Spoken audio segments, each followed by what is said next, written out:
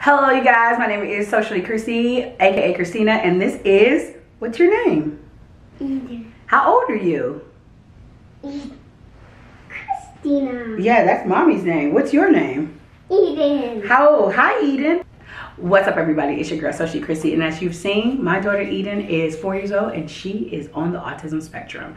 I wanted to make this video because April is Autism Awareness Month, and I've always been an advocate for autism, as I have a sibling, and this is me, Autism Awareness, and I want to help you, the viewer, my socialites, my new socialites, understand what autism is and what it isn't. And so let's get to it. So again, autism is a developmental disability, okay, for your social and their behavioral. So something inside of them it goes highs and lows, okay, highs and lows when it comes to it.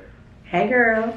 And so that is what it is. It is not something that is curable. Autism is not curable. It is also not a disease. It is a disability. And guess what? Disability does not make you disabled. It just means that there are certain things that just don't compute to the box that we say humans should act in. So that's essentially what that is.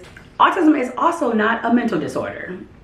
Sorry, but not sorry. That's exactly what it's not. So these are 3 things that I personally learned to kind of help me navigate this world that I'm in. So if you follow me on social media, which I'll put my handle down right here, you guys know that Eden does this high-pitched scream that could disrupt traffic. And for a long period of time, maybe about 3 months, we just didn't know what it was. And so I started to implement different things to kind of understand what it is. I started to read documentation. I also started to read a lot of different things when it comes to other countries, because they are very much well versed and compassionate and patient with people of autism disorder, opposed to US, where I've encountered several times people, your daughter is so rude. She is so disrespectful. No, she's not. She's autistic, and she doesn't have the sensory or the input to understand exactly your frequency, and she doesn't like it, and it doesn't work for her. So it doesn't make her rude or disrespectful. It makes her autistic, and that is a slight disorder that she may have when it comes to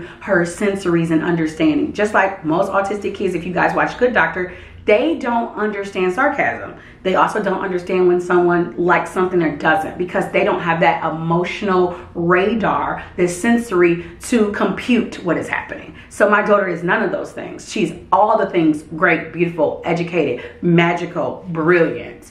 Okay, and if I did not say beautiful enough, she is. And so that is one thing I want to say, that the number one thing that I realized once we get into the screaming for Eden is that she thrives in systems and schedules. And anytime you set it off and you do not allow her to understand and give her ample time to compute, to understand, and to respond, it's going to be a problem. And I also realized that that's a big problem for me. I am very much a fast-paced person. And some people are like, slow it down, Chrissy, slow it down. I need time to compute, understand, and input what it is that you're saying to me. So that is one, to understand that people, children who have autism need patience and grace. And you giving that to them is ultimately the greatest gift you can give.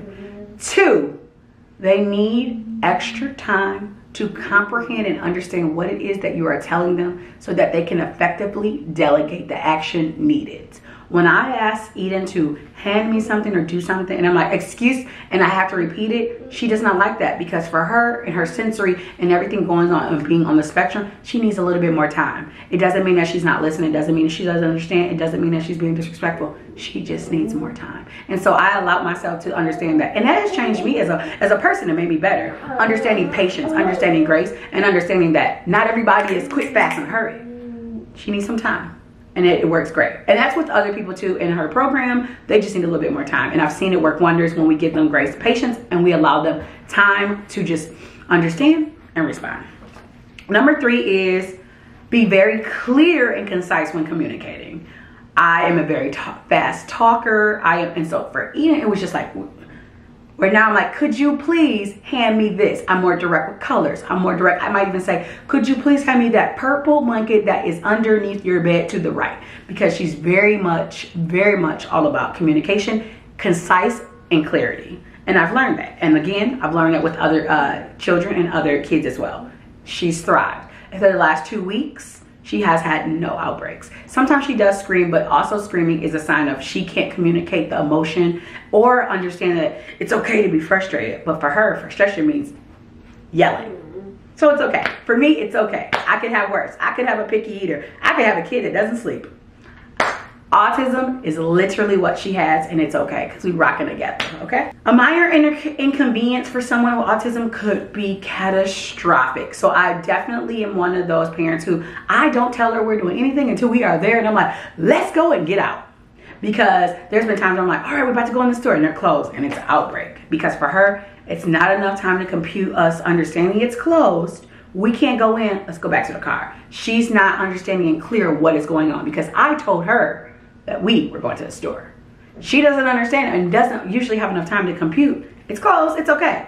Where we do. So that's something too, to understand that like minor inconveniences could be catastrophic. And that's if you have someone employed that is autistic. That's if you have a friend who's autistic and you're very much somebody like, oh girl, we ain't gonna do that no more. Just understand behind the scenes, they are going through the worst anxiety probably known to man because they can't understand why this is happening. Inform them immediately of any kind of changes, again, because those will literally change the end result of something being changed very rapidly or quick. It will allow them time to compute and understand. I said allowing time to process and respond, and repeating yourself is actually very, very much of a negative for someone on the autism spectrum opposed to a positive. And I think that's all I have, you guys. Again, it is Autism Awareness Month. This is my daughter. She's 4 years old. And these are some tips and tricks. I'm going to speak for her because she can. And these are some tips and some tricks that I would love for you to implement into your everyday routine when it comes to occurrences of handling someone who is on the autism spectrum. Also, if you guys have children who are of the younger age, Daniel the Tiger had an amazing promo. Oftentimes we teach our kids to share.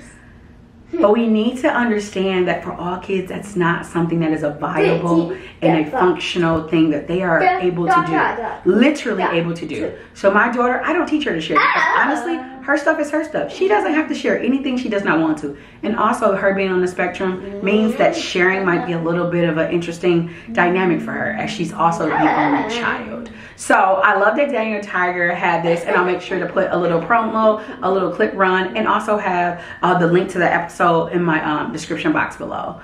As always, thank you so much, Socialites, for watching this video. I hope that you like, comment, and subscribe. Keep the conversation going because I would love to talk about this. There will be monthly updates about Eden and the spectrum and what autism means for us and our family, for me, her dad, for her, any of her siblings. Again, if you guys have any questions, I definitely will answer them in the comment section below. Thank you so much for watching. I cannot wait to see you again. And as always, do something for yourself that you've been wanting to do forever. Respect, love the people that are around you. And what makes you ultimately the most beautiful thing that anyone's ever seen. Peace out.